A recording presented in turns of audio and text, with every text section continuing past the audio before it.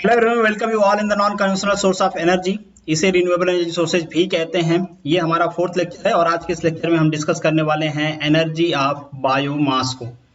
तो आप चाहे टेक्निकल एग्जाम में अपीयर होने वाले हो, चाहे आप नॉन टेक्निकल एग्जाम की प्रिपरेशन कर रहे हो, किसी भी एग्जाम के लिए ये लेक्चर्स जो हैं basically non conventional source of energy के लेक्चर जो हैं आपके लिए इंपॉर्टेंट हैं, क्योंकि इसको जनरल साइंस में कंसीडर किया जाता है या फिर जीके के कुछ क्वेश्चन भी पर्टिकुलर इस टॉपिक से रिलेटेड पूछे जा सकते हैं, क्योंकि इसमें काफ़ी इनोवेशन हो रहा है, बहुत सारी नई चीज़ें आ रही हैं, गवर्नमेंट इसको प्रमोट कर रही है।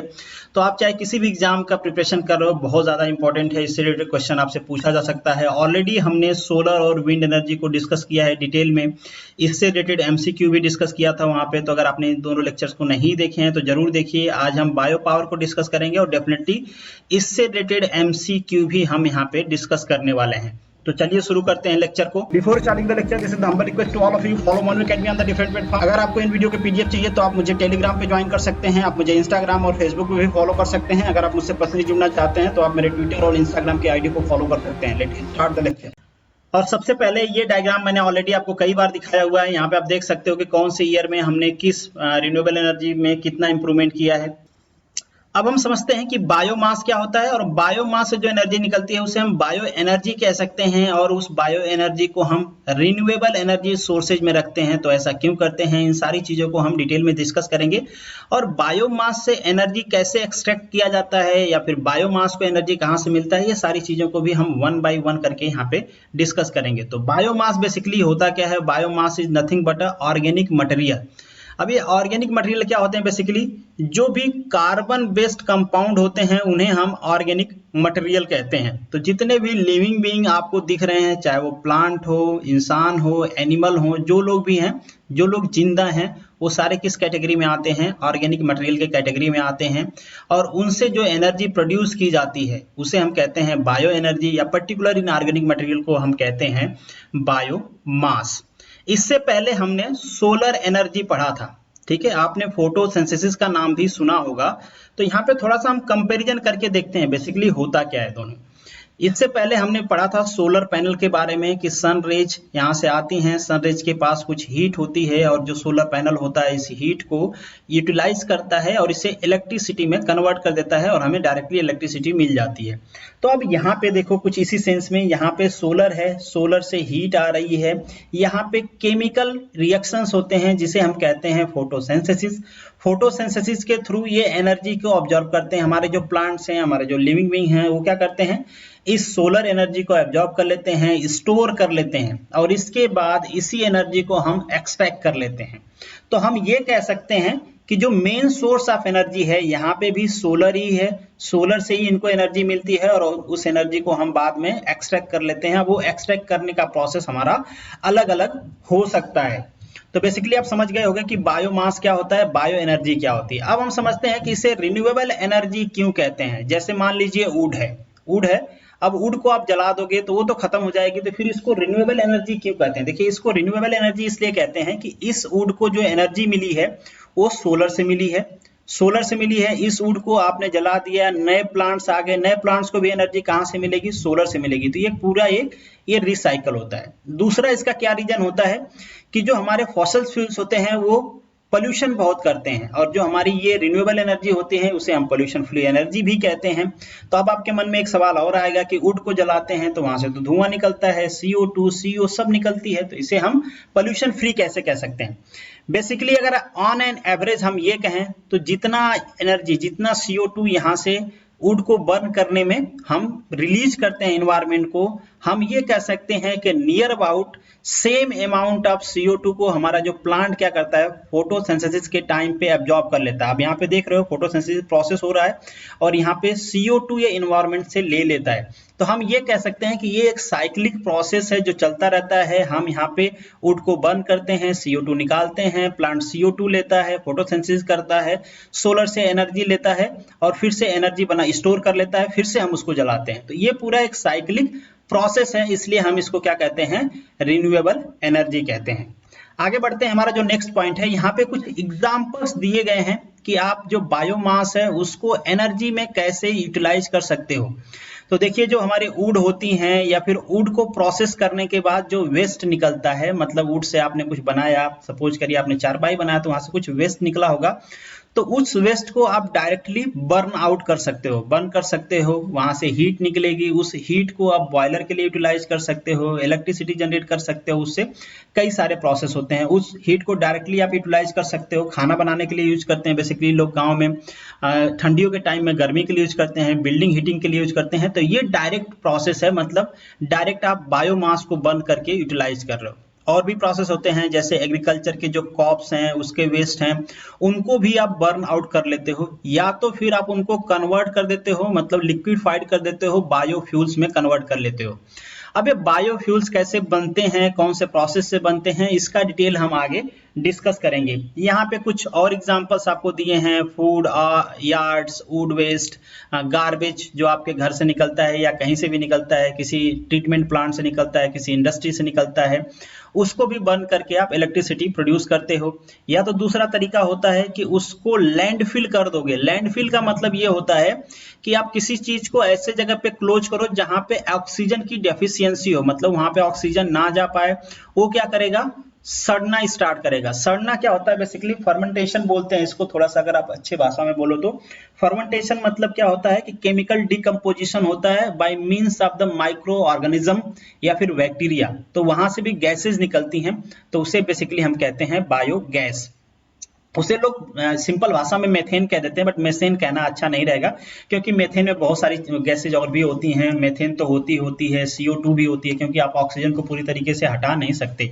वो सारी चीजें हम आगे डिटेल में डिस्कस करेंगे। और एनिमल के जो वेस्ट होते हैं, ह्यूमन से जो स्वेजेज निकलते हैं या ह्यूमन वेस्ट जो होते हैं, इन सभी को आप बायोगैस में कन्वर्ट कर सकते हो, या तो फिर इनको डायरेक्टली आप बर्न भी कर सकते हो, या फिर बायोगैस में आपने जिसको कन्वर्ट किया, जो गैस वहां से निकली बेसिकली मीथेन, उसको भी आप बर्न कर सकते हो, उसको भी एज ए एनर्जी यूटिलाइज कर सकते हो। नेक्स्ट जो हमारा पॉइंट है, that is converting biomass to energy. अब यहाँ पे हम प्रोसेस को डिस्कस करेंगे कि वो कौन कौन से प्रोसेस हैं जिससे बायोमास को आप कन्वर्ट कर सकते हो। तो एक तो प्रोसेस आप बहुत ही सिंपल है, सदियों से आप करते आए हो कि सिंपल उसको बर्न आउट कर दो, जो हमने आगे देखा है, और डायरेक्टली हीट प्रोड्यूस होगी, और हीट को आप इलेक्ट्रिसिटी जनरेट करने के लिए यूटिलाइज कर लो। जैसे कोल प्लांट है तो वहां पे कोयला बर्न करते हैं, तो आप कोल की जगह पे वुड बर्न कर दो, जो ह्यूमन गार्बेज है उसको बर्न कर दो, या ह्यूमन से जो स्वेजेज निकल रहे हैं उसको, या फिर जो एनिमल्स निकल रहे हैं उसको बर्न कर दो और वहां से प्रोड्यूस कर लो। दूसरा तरीका होता है, जो हमारे बायोमास होते हैं उनको आप कन्वर्ट कर सकते हो बायोगैस में और बायोफ्यूल्स में। इसके अलग अलग तरीके होते हैं कि आप किसी चीज को बायोगैस में कैसे कन्वर्ट कर पाओगे, बायोफ्यूल में कैसे कन्वर्ट कर पाओगे। फ्यूल बेसिकली हम यहाँ पे डिस्कस कर रहे हैं लिक्विड को, जैसे हम एथेनॉल या बायोडीजल कहते हैं। बायोडीजल आपने बहुत बार सुना होगा कि पेट्रोल में, डीजल में ब्लेंड करने के लिए यूज करते हैं, जिससे उसकी एफिशिएंसी इंक्रीज हो जाती है। बायोगैस, आपने गोबर गैस का नाम सुना होगा, जो गांव में गोबर बेसिकली एनिमल्स का यूज करके हम ट्रेडिशनल टाइम से यूज करते आए हैं, तो बेसिकली हम इसको बनाते हैं। अब कौन कौन से प्रोसेस होता है, कब बायोफ्यूल बनेगा या एथेनॉल बायोडीजल बनेगा, कब बायोगैस बनेगी, कौन से वो प्रोसेस होंगे, उन प्रोसेस को हम आगे वन बाय वन करके डिस्कस करेंगे।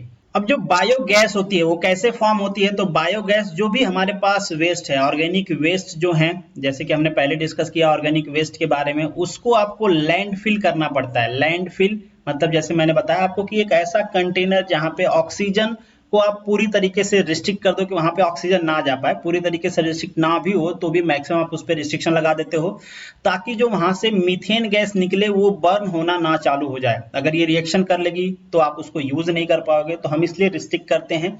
और वहां पे केमिकल डिकम्पोजिशन होता है, जैसे आप कहते हो सिंपल भाषा में सड़ना। जब वहां पे सड़न स्टार्ट होती है तो वहां से गैस निकलती है, जिसे हम कहते हैं बायोगैस। और बेसिकली जहां पे वो सड़ता है जिस वेसल में, उस वेसल को हम कहते हैं डाइजेस्टर। आपने देखे भी होंगे गांव में जो गोबर गैस लगे होते हैं, बेसिकली वहां पे एक टैंक बनाया जाता है जिसे हम डाइजेस्टर कहते हैं। अब जो एथेनॉल होता है, एथेनॉल कहाँ से प्रोड्यूस किया जाता है, बेसिकली जो हमारे क्रॉप्स होते हैं, जो फसल होती है, जैसे कॉर्न हुआ, शुगर केन हुआ। एक चीज आप ध्यान रखना, यहाँ पे बहुत सारे बच्चों को कंफ्यूजन होता है। जो यहाँ पे कॉर्न, व्हीट, शुगर केन ये सब दिए हैं जहां से हम एथेनॉल बेसिकली निकालते हैं या बायोडीजल निकालते हैं, यहाँ पे कभी कभी ये दिया रहता है कि कॉर्न का जो वेस्ट है, तो कॉर्न के वेस्ट से हम बायोडीजल नहीं निकालते हैं। ध्यान रखना, कॉर्न से निकालते हैं या फिर शुगर केन से निकालते हैं। शुगर केन के वेस्ट से नहीं, या फिर हम व्हीट से निकालते हैं, व्हीट का जो वेस्ट होता है उससे नहीं निकालते, व्हीट का जो वेस्ट होता है उससे आप बायोगैस निकाल सकते हो, बस एथेनॉल नहीं निकाल सकते। तो बेसिकली ये जो होते हैं इनको हम क्या करते हैं, फर्मेंटेड कर देते हैं। जैसे कि मैंने आपको कहा फर्मेंटेशन क्या होता है, बेसिकली एक केमिकल ब्रेकडाउन का प्रोसेस होता है बाय द बैक्टीरिया फिर माइक्रो ऑर्गेनिज्म। तो वहां से हमको क्या निकलता है, एथेनॉल निकलता है या फिर बायोडीजल निकलता है, जिसको हम व्हीकल में यूज करते हैं। अब बायोडीजल की अगर पर्टिकुलरली हम बात करें तो बायोडीजल के लिए वेजिटेबल ज्यादा सुटेबल होते हैं या एनिमल के फैट ज्यादा सुटेबल होते हैं बायोडीजल प्रोड्यूस करने के लिए, तो इनका यूज ज्यादा होता है बायोडीजल प्रोड्यूस करने के लिए। अब हम ये डिस्कस करते हैं कि जो हमारा बायोमास होता है उसको डायरेक्टली बर्न करके अगर हम हीट प्रोड्यूस कर लेते हैं और हीट को इलेक्ट्रिसिटी में कन्वर्ट कर देते हैं, तो ये तो हमें प्रोसेस पता है। इसके जो अदर प्रोसेस हैं जिसको हम इससे पहले डिस्कस कर रहे थे, एथेनॉल बनाने का या फिर बायोगैस बनाने का, उनमें से कौन कौन से प्रोसेस इन्वॉल्व होते हैं। तो यहाँ पे 3 मेजर प्रोसेसेस हैं, इनको आपको ध्यान से पढ़ना है और याद रखना है, इससे रिलेटेड क्वेश्चन आपके एग्जाम में पूछा जाता है। तो ये 3 प्रोसेस है बेसिकली। पहला है गैसिफिकेशन, सेकेंड प्रोसेस है पैरोलिसिस का, और एनारोबिक डाइजेशन। ये सारे प्रोसेस हैं जिससे हम बेसिकली क्या करते हैं, डिकम्पोज करने की कोशिश करते हैं हमारे बायो मटेरियल को या बायोमास को। अब जो फर्स्ट प्रोसेस है दैट इज गैसिफिकेशन। गैसिफिकेशन से हम क्या प्रोड्यूस करते हैं, गैस। नाम ही है इसका क्या है, गैसिफिकेशन है, तो यहाँ से क्या प्रोड्यूस होगा, गैस। देखिए या तो गैस प्रोड्यूस हो सकती है या तो लिक्विड प्रोड्यूस हो सकता है, दो ही हम प्रोड्यूस कर सकते हैं इससे। तो लिक्विड बेसिकली बायोडीजल या एथेनॉल, या दूसरी गैस जो होती है मेथेन बेसिकली प्रोड्यूस करने की हम कोशिश करते हैं। तो यहाँ पे गैसिफिकेशन का जो प्रोसेस होता है इसमें हमारे पास जो बायोमास होता है उसको हम हीट करते हैं, बायोमास को हम हीट करते हैं लेस ऑक्सीजन के साथ, कम ऑक्सीजन के साथ, मतलब जहां पे ऑक्सीजन की डेफिशिएंसी हो वहां पे हम हीटिंग करते हैं। तो क्या होता है, उस प्रोसेस को हम क्या कहते हैं, गैसिफिकेशन करते हैं। इसको और डिटेल में हम आगे डिस्कस करेंगे। नेक्स्ट जो आपका पॉइंट है that is pyrolysis. Pyrolysis basically क्या होता है, यहां से बायो ऑयल निकलता है, इसमें हम रैपिडली हीट करते हैं हमारे बायोमास को इन अब्सेंस ऑफ ऑक्सीजन। देखिए यहाँ पे डेफिशिएंसी होती है, मतलब ऑक्सीजन होती है बट कम होती है। सेकेंड वाले प्रोसेस में हम ऑक्सीजन को अब्सेंट कर देते हैं, मतलब यहाँ पे ऑक्सीजन है ही नहीं, तो उस प्रोसेस को हम कहेंगे पैरोलिसिस। ठीक है। नेक्स्ट जो आपका प्रोसेस है एनाएरोबिक डाइजेशन। एनाएरोबिक डाइजेशन क्या होता है, बेसिकली यहाँ से भी गैसेस प्रोड्यूस होती हैं और इसे हम कहते हैं बैक्टीरियल डिकम्पोजिशन, या फिर माइक्रो ऑर्गेनिज्म जो होते हैं उनके थ्रू जब हम बायोमास को डिकम्पोज करने की कोशिश करते हैं इन डेफिशिएंसी ऑफ ऑक्सीजन या फिर इन absence of oxygen. Absence of oxygen तो बहुत अच्छा है बट ऑक्सीजन को हम अब्सेंट नहीं कर सकते, वहां पे फिजिकल कंस्ट्रेन होता है। आप जो टैंक बनाते हो उसको एकदम लीक प्रूफ आप बना नहीं सकते, तो इसलिए आप कह सकते हो मैक्सिमम डेफिशिएंसी होती है। और जो बैक्टीरियल वहां पे डिकम्पोजिशन होता है, केमिकल डिकम्पोजिशन, उसे हम कहते हैं एनारोबिक डाइजेशन। तो ये तीनों पॉइंट्स आप ध्यान रखना, काफी आपके एग्जाम पॉइंट ऑफ व्यू से इंपॉर्टेंट है, इससे रिलेटेड क्वेश्चन आपसे पूछा जा सकता है। यहाँ पे बेसिकली ये चीजें मेंशन है कि प्रैक्टिकल लाइफ में हम किन बायोमास को किस चीज के लिए बेसिकली यूज करते हैं। तो अगर हम वुड से रिलेटेड बायोमास की बात करें, जो चिप्स होती हैं, पेलेट्स होते हैं, सॉडस्ट होते हैं, इनको या तो हम डायरेक्टली बर्न कर देते हैं या फिर इनको हम गैसिफाइड करते हैं टू जनरेट द इलेक्ट्रिसिटी।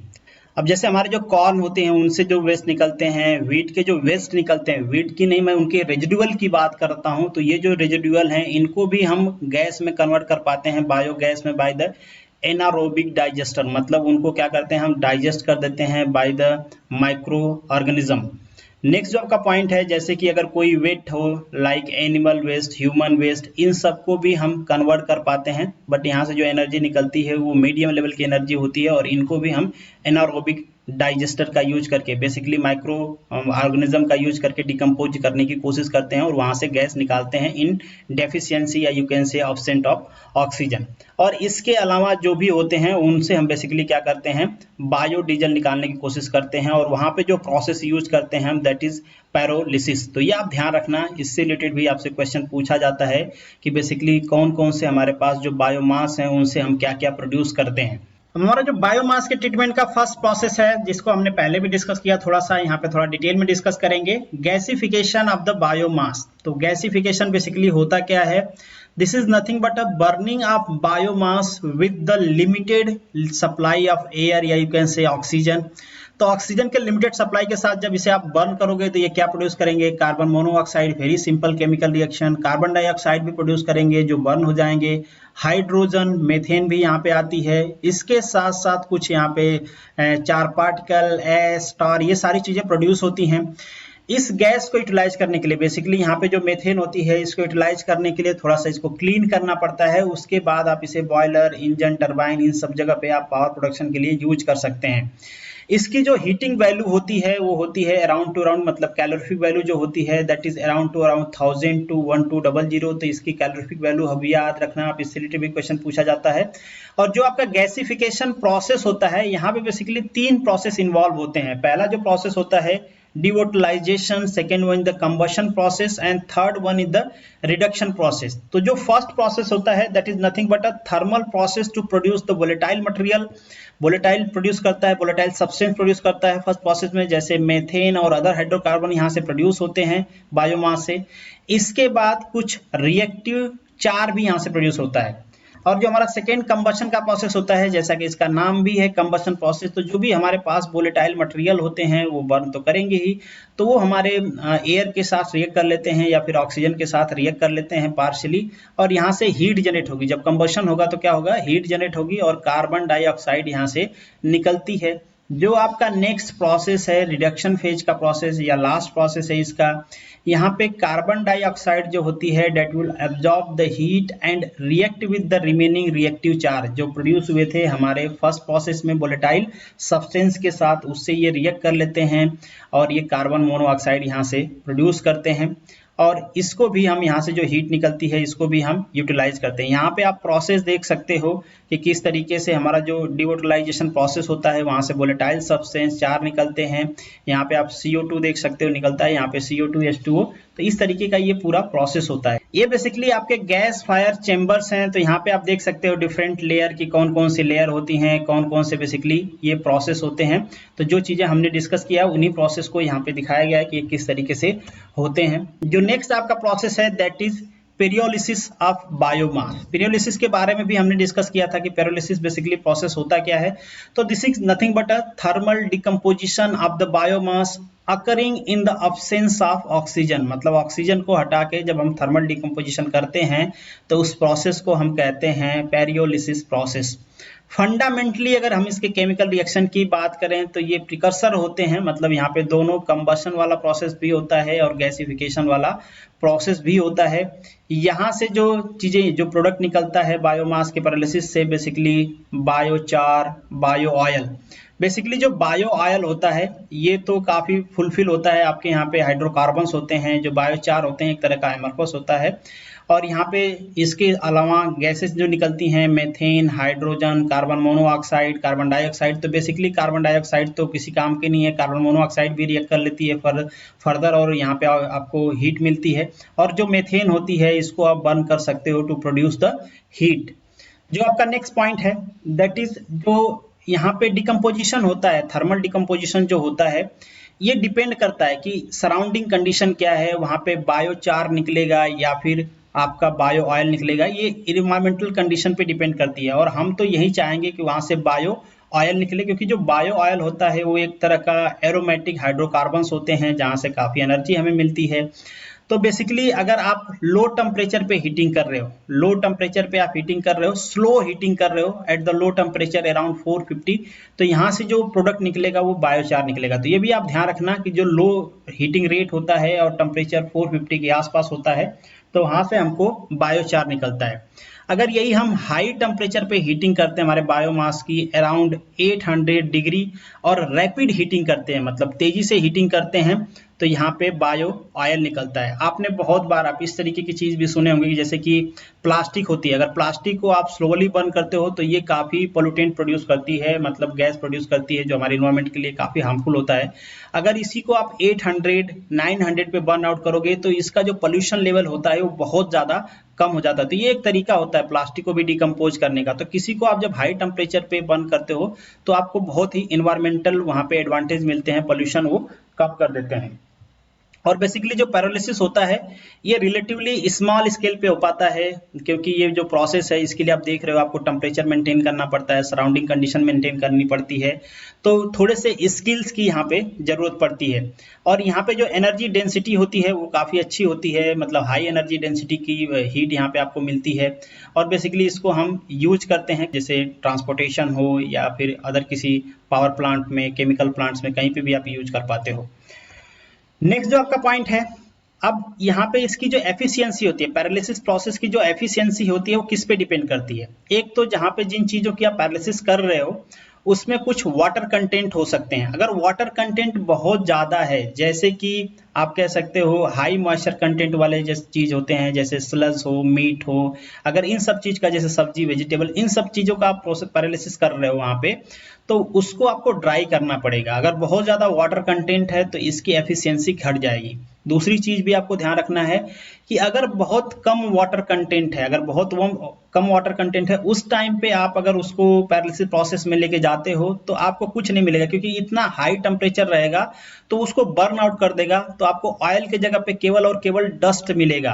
तो आप देख रहे हो कि थोड़ा सा स्किल्स की यहाँ पे जरूरत होती है कि आपको कितना वाटर कंटेंट रखना है, कितने टेम्परेचर पे बर्न करना है, कैसे उस टेम्परेचर को मेंटेन करना है, ये सारी चीजें होती हैं। और ये और भी डिपेंड करता है कि जो आपका फीड स्टॉक है उसकी साइज क्या है। तो जो फीड स्टॉक की साइज होती है वो हम 2 mm के आसपास रखते हैं ताकि इसकी एफिशिएंसी अच्छी हो। जो आपका नेक्स्ट प्रोसेस है that is anaerobic digestion of biomass. Basically anaerobic की हम बात करें तो जैसे हम पहले डिस्कस कर रहे थे कि माइक्रो ऑर्गेनिज्म या बैक्टीरिया का यूज करके जब हम बायोमास को डिकम्पोज करते हैं और वहां से गैसेस निकालते हैं तो उसे हम कहते हैं एनारोबिक डाइजेशन। बेसिकली यहाँ से मेथेन निकलती है, मेथेन के साथ साथ यहाँ पे कार्बन डाइऑक्साइड भी निकलती है। अगर हम परसेंटेज की बात करें मेथेन के परसेंटेज की, तो ये काफ़ी वेरी करता है, ये डिपेंड करता है कि आपने प्लांट्स कैसे बनाए हैं, बट ये कुछ 50-55 यहाँ पे मेंशन किया गया है टू 70 तक, 75% तक यहाँ से प्योर मेथेन निकाला जा सकता है। अगर आप बहुत ही स्टेट ऑफ आर्ट तरीके की अगर आपने बना लिया है अपने सिस्टम, तो वहां से 95% तक प्योर मेथेन भी निकाला जा सकता है, बट इसकी प्रोबेबिलिटी काफी कम होती है। इसके लिए बहुत ही सोफिस्टिकेटेड डिजिटलाइज्ड कंट्रोल्ड सिस्टम आपको बनाना पड़ता है, क्योंकि इसमें भी टेम्परेचर आपको कंट्रोल करना पड़ता है। आगे हम उसको डिस्कस करेंगे कि कैसे है। अगर इसका सिंपल एग्जांपल दूं तो आपने देखे भी होंगे गांव में गोबर गैस, और एक बार बहुत बवाल हुआ था प्राइम मिनिस्टर नरेंद्र मोदी के बयान पे कि उन्होंने कहा था कि जो गटर से गैस निकल रही उसे चाय बनाने वाली प्रोसेस, तो वहां भी आपने देखा था। बेसिकली वहां पे भी क्या होता है, जो हमारे बायोमास होते हैं उनको डिकम्पोज किया जाता है। डिकम्पोज मतलब सड़न होती है। तो यहाँ पे मेंशन किया गया है कि जो एनारोबिक प्रोसेस होता है बेसिकली ये नेचुरली भी हो सकता है या फिर इन्वायरमेंटल कंट्रोल भी हो सकता है। अगर हम इन्वायरमेंटल को कंट्रोल करके इसको कर रहे हैं, मतलब हम उसको फिजिकली कर रहे हैं, ठीक है, मैन मेड कर रहे हैं, या फिर ये नेचुरली डिकम्पोजिशन भी होता है, बट वहां पे जो गैसेज निकलती हैं उनकी परसेंटेज डिफरेंट होती है, उसको आप एकोमोडेट नहीं कर पाते हो, ठीक है, और उसका जो रेट ऑफ रिसीविंग है या रिलीजिंग है वो भी डिफरेंट होता है। तो आपके यूज की हो ना हो वो डिपेंड करता है। बट जब आप मैन मेड करते हो तो आप इस तरीके से इन्वायरमेंट को कंट्रोल करते हो कि वहां पे जो रेट ऑफ रिलीज है गैस का वो इतना रहे कि आप फिजिकल यूज में उसको ला पाओ। तो इस पे बहुत ज्यादा बवाल हुआ था, आपने सुना भी होगा। यहाँ पे बेसिकली प्रोसेस है कि ऑर्गेनिक वेस्ट को हम डालते हैं, फिर ऑर्गेनिक वेस्ट को हैंडल करते हैं कि किस थोड़ा सा उसको आपको वहाँ पे पार्टिकल्स भी बनाने पड़ते हैं, साइजिंग भी करनी पड़ती है। इसके बाद आपके पास एनारोबिक डाइजेस्टर होता है जिसमें डिकम्पोजिशन स्टार्ट होता है, उसके बाद आपकी गैसेस निकलती हैं। आगे बढ़ते हैं। इसमें बेसिकली 3 प्रोसेस होता है, यहाँ पे 3 स्टेप्स होते हैं, आप कह सकते हो बेसिकली 3 स्टेप होते हैं। फर्स्ट स्टेप में क्या होता है, डिकम्पोजिशन होता है। ये डिकम्पोजिशन बेसिकली फिजिकली भी कुछ करके डालते हैं, थोड़ा कट करके आप डालते हो तो वेल एंड गुड, और बाद में जाके वो डिकम्पोज होकर अपने आप सड़ के छोटा हो जाता है। तो जो ऑर्गेनिज्म का डिकम्पोजिशन होता है या फिर जो मॉलिक्यूल्स होते हैं उनकी वहां पे क्या होती है, साइजिंग होती है। जो सेकेंड प्रोसेस होता है, there is the conversion of decompose material to the organic acid. Acid formation शुरू होता है और बाद में वही एसिड हमारी मेथेन गैस में कन्वर्ट हो जाती है, और वो मेथेन गैस आपको पता है बर्निंग गैस होती है, काफी फ्लेमेबल होती है। तो इसको हम क्या यूज करते हैं बर्न करने के लिए, और फिर आप एक बार हीट में उसको कन्वर्ट कर लिए तो आपको जो मर्जी है आप वो कर सकते हो। जैसे कि मैंने आपको कहा कि डाइजेशन के लिए आपको सराउंडिंग कंडीशन को भी कंट्रोल करना पड़ता है। जो डाइजेशन का प्रोसेस होता है उसका रेंज अराउंड 35 to 40 हो, तो आपको जो रेट मिलेगी, जो मेथेन की क्वालिटी मिलेगी वो अच्छी मिलेगी। इसका जो ऑप्टिमम टेम्परेचर है दैट इज 38 है, तो आपको ये मेंटेन करना है। और ये टफ टास्क बन जाता है जब आप कभी कोल्ड इन्वायरमेंट में हो या फिर आप कोल्ड एरिया में हो, तो चारों तरफ ठंडा है और आपको इसको गर्म मेंटेन करना है डिकम्पोजिशन के लिए, तो ये एक तरह की थोड़ा सा टफ टास्क होती है। तो यहाँ पे लोग हीटर्स भी लगाते हैं, आपको कुछ एडिशनल खर्च भी करना पड़ता है। अब ये टेम्परेचर मेंटेन रहे, ज़्यादा ना हो कम ना हो, कि आपकी एफिशिएंसी मेंटेन रहे, तो उसके लिए आपको वहाँ पे इलेक्ट्रॉनिक सिस्टम्स भी लगाने पड़ते हैं। तो अभी एडवांस जो सिस्टम है वहाँ पे बहुत सारी चीज़ें लगी हुई आती हैं। अब बायोमास का हम एडवांटेज का डिस्कशन करें तो बायोमास जो होता है अवेलेबल है काफ़ी अमाउंट में, बट ये हम नहीं कह सकते कि हमारी जो अदर एनर्जी सोर्सेज हैं उसको बायोमास रिप्लेस कर देगा। इवन कोल को भी रिप्लेस नहीं कर पाएगा, क्योंकि कोल जो होता है काफ़ी कंप्रेस्ड होता है, उसकी कैलोरीफिक वैल्यू वुड के कंपेरिजन या अदर बायोमास के कंपेरिजन में काफ़ी ज़्यादा होती है, बहुत ज़्यादा हीट वहाँ से निकलती है, इससे ज़्यादा क्लीन होती है। बट इसको हम क्लीन तो इसलिए मानते हैं, शुरू में मैंने आपको रीजन बताया था कि यहाँ से जितना बर्न आउट होकर निकलता है उतना हमारा प्लांट फिर से क्या कर लेता है, ऑब्जॉर्ब कर लेता है। और बेसिकली जो कोल होता है आप कह सकते हो कि इसका दादा है, उसको भी तो इसी प्रोसेस से वुड और प्लांट्स जो भी हमारे ऑर्गेनिक मटेरियल्स हैं वो अर्थ में दब गए, कंप्रेस होकर कोल बना है, तो बेसिकली वो भी चीजें इन्हीं से बना है। ये क्या है, ये कार्बन न्यूट्रल होता है, ठीक है, बहुत ज्यादा इसका जो फुटप्रिंट है नुकसान नहीं पहुंचाता है हमको। यहाँ पे जो फॉसल फ्यूल्स होते हैं उसको आप रिड्यूस कर सकते हो, लेस एक्सपेंसिव होता है एज कंपेरिजन, आप इजीली घर में पेड़ प्लांट उगा सकते हो, आपके घर का वेस्ट का भी आप यूज कर सकते हो, बायोमास इजीली प्रोड्यूस किया जा सकता है जैसे कि मैंने आपको पहले भी कहा। और जो गार्बेज हैं उनको आप लैंडफिल करके वहां से बायोगैस प्रोड्यूस कर सकते हो। इसके कुछ डिसएडवांटेज भी हैं, क्योंकि ये सफिशिएंट एनर्जी प्रोड्यूस नहीं करता है as comparison to fossil fuels. Fossil fuels जब आपको जितनी एनर्जी चाहिए उतनी प्रोड्यूस कर देंगे, मगर इनका जो रेट ऑफ एनर्जी सप्लाई है वो वेरी करता रहेगा, आपके रिक्वायरमेंट के हिसाब से एनर्जी प्रोड्यूस नहीं करेंगे, ये अपने हिसाब से एनर्जी प्रोड्यूस करेंगे। ये इंटायरली क्लीन नहीं है, जैसे कि इसको बर्न करते हो तो कुछ तो निकलता ही है, अगर बर्न नहीं करते हो आप तो वो भी नहीं निकलता। कैन लीड द डिफॉरेस्टेशन, बहुत सही बात कि अगर लोग इसका यूज करना शुरू किए और कर ही रहे हैं तो कंटिन्यूअस डिफॉरेस्टेशन हो रहा है। देखो डिफॉरेस्टेशन नहीं होता अगर आप पेड़ को कट करते उसके जगह पे पेड़ लगाते, बट उसके अलग फिजिकल कंस्ट्रेन है कि आप एक अर्थ पे कितनी बार, एक जगह पे कितनी बार पेड़ उगा सकते हो, वहाँ पे ऑर्गेनिक फर्टिलाइजेशन ये वो बहुत सारी प्रॉब्लम्स हैं, ऑर्गेनिक तरीके से कितनी बार उगा सकते हो, फिर आपको वहाँ पे फिजिकल जो फर्टिलाइज है उसका यूज करना पड़ेगा, तो उसके वजह से डिग्रेडेशन हो जाता है हमारे अर्थ का। ये सारी चीजें हैं, तो हर चीज का कुछ ना कुछ यहाँ पे कंस्ट्रेन है, और इसके लिए आपको स्पेसिंग की रिक्वायरमेंट होती है प्लांट लगाने के लिए, और ऑब्वियसली कोई भी प्लांट लगाने के लिए तो ये बहुत बड़ी डिमेरिट नहीं है कि यहाँ पे आपको स्पेस चाहिए। यहाँ पे आपको कुछ क्वेश्चन है उसको डिस्कस करते हैं। तो biomass is use in the production of, biomass से आप क्या बनाते हो, फाइबर केमिकल नहीं भाई, हम बेसिकली ट्रांसपोर्ट के लिए फ्यूल बनाते हैं, यहाँ के हिसाब से जो अवेलेबल ऑप्शन है वो है। नेक्स्ट जो आपका पॉइंट है second number, the term biomass most often refer to, किसको रिफर करता है, ऑर्गेनिक मटेरियल से। बायोमास कहाँ से निकलता है, ऑर्गेनिक मटेरियल से। Production of bio ethanol is enough to the fermentation of, किसके फर्मेंटेशन पे बनता है ये, शुगर, व्हीट, इन सभी चीजों के फर्मेंटेशन पे ये बनता है।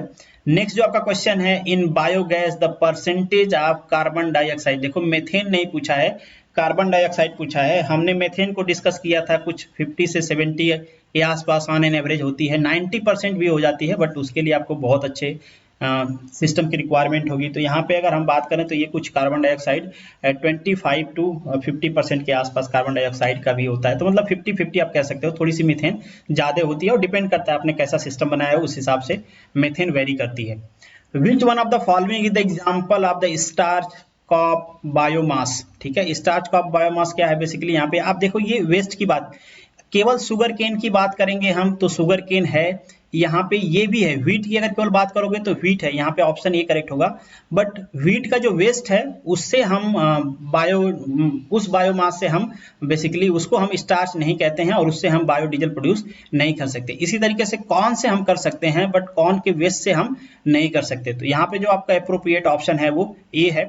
नेक्स्ट जो आपका क्वेश्चन है, what type of biomass gas is produce when the garbage rots, क्या प्रोड्यूस होता है, मेथेन प्रोड्यूस होती है, ऑक्सीजन तो प्रोड्यूस होती नहीं है। हाँ ये देखो कार्बन डाइऑक्साइड प्रोड्यूस होती है, बट यहाँ पे डाइऑक्साइड लिखा हुआ है, कार्बन लिखा हुआ है, तो यहाँ पे जो अप्रोप्रिएट ऑप्शन है वो डी करेक्ट है। नेक्स्ट जो आपका क्वेश्चन है, what biofuels can be made from the corn और शुगर केन, कौन से बायोफ्यूल बनाए जाते हैं, एथेनॉल बनाया जाता है ना, एथेनॉल हम डिस्कस कर रहे हैं, बायोडीजल एथेनॉल बनाया जाता है। नेक्स्ट जो आपका क्वेश्चन है, what is the drawback to using the biomass energy. तो ये सारे ड्रॉबैक हैं, definitely A B C D सब सही है, तो यहाँ पे जो आपका ऑप्शन है वो ई करेक्ट है। नेक्स्ट जो आपका क्वेश्चन है, biomass that produce the liquid biofuel. Liquid biofuel मतलब एथेनॉल, बायोडीजल की ये बात कर रहे हैं। तो जो क्रॉप्स होती हैं उनका यूज करके हम करते हैं basically sugar cane, corn, wheat, इन सब का उनका जो रेजिडुअल होता है उससे नहीं, ध्यान रखना, उनके रेजिडुअल को आप क्या करते हो, या तो आप बर्न कर दोगे या तो डिकम्पोज कर दोगे। जब उनको आप माइक्रो ऑर्गेनिज्म के साथ डिकम्पोज करोगे उनका जो रेजिडुअल है, तो वहां से आपको बायोगैस मिलती है, ठीक है। और लिक्विड बायोफ्यूल का मतलब एथेनॉल की बात कर रहे हैं, तो ये कब निकलता है, ये जब निकलता है जब आप फर्मेंटेशन करते हो, ठीक है। तो ये आप ध्यान रखना क्वेश्चन को। नेक्स्ट जो आपका क्वेश्चन है, landfill decomposition of biomass is produce. Landfill decomposition हो रहा है मतलब सड़न हो रही है, माइक्रो ऑर्गेनिज्म बैक्टीरिया का यूज हो रहा है, तो वहां पे क्या निकलेगी, बायोगैस निकलेगी। एथेनॉल, डीजल ये सब नहीं निकलेंगे। ये कब निकलते हैं, फर्मेंटेशन से निकलते हैं। नेक्स्ट जो आपका क्वेश्चन है, fermented of the biomass will produce. Fermented biomass क्या करता है, बायोगैस प्रोड्यूस करेगा, बायोडीजल प्रोड्यूस करेगा, बोथ ए एंड बी। देखो जब फर्मेंटेड कर रहे हो तो क्या करेगा, बायोडीजल प्रोड्यूस करेगा, ना कि बायोगैस प्रोड्यूस करेगा। तो यहाँ पे जो आपका ऑप्शन है वो बी करेक्ट है। Biomass heating with the deficiency of oxygen is called. Deficiency of oxygen मतलब ऑक्सीजन की डेफिशिएंसी में अगर बायोमास को आप हीट करते हो तो उसे क्या कहते हैं, लिमिटेड ऑक्सीजन के साथ, उसे हम कहते हैं गैसिफिकेशन, डिस्कस किया था हमने। और अगर absent, rapidly heating of biomass in the absence of the gas, rapid heating कर देते हो बायोमास का इन अब्सेंस ऑफ गैस, तो ये प्रोसेस क्या कहलाता है, पैरोलिसिस कहलाता है। ये भी डिपेंड करता है किस टेम्परेचर पे हीट कर रहे हो आप, 450, 800, तो वहां से क्या प्रोड्यूस होगा, ये सारी चीजें आप याद रखना। नेक्स्ट जो आपका क्वेश्चन है, biomass decompose by the bacteria in the absence of oxygen is called. Decompose कर दोगे तो उसे हम क्या कहते हैं, एनारोबिक डाइजेशन कहते हैं, जैसे गोबर गैस में किया जाता है। नेक्स्ट जो आपका क्वेश्चन है, which of the following is not a gasification process. हमने डिस्कस किया था कि गैसिफिकेशन में बेसिकली कौन कौन से प्रोसेस थे, 3 प्रोसेस थे यहाँ पे, डिवोलेटाइजेशन, कंबशन एंड रिडक्शन। तो यहाँ पे आपका ऑप्शन होगा D, none of these. Next जो आपका क्वेश्चन है, produce of the pyrolysis process heating with high rate. High rate से अगर आप हीट करते हो तो बायो ऑयल आता है। जब आप लो रेट से हीट करते हो, लेस टेम्परेचर पे हीट करते हो, तो आपके पास आता है बायो 4। तो यहाँ पे जो आपका ऑप्शन होगा वो ए करेक्ट होगा, ध्यान रखना आप। नेक्स्ट जो आपका क्वेश्चन है, which of the following is the disadvantage of the biomass. इसमें से कौन सा डिसएडवांटेज है, अगेन ये सारे डिसएडवांटेज हैं। तो this is the end of this lecture. Thank you so much for watching this. Please don't forget to like, share and subscribe. Lecture पसंद आया होगा तो अपने दोस्तों के साथ शेयर करिएगा। मिलते हैं नेक्स्ट लेक्चर में, तब तक के लिए all the best, good luck.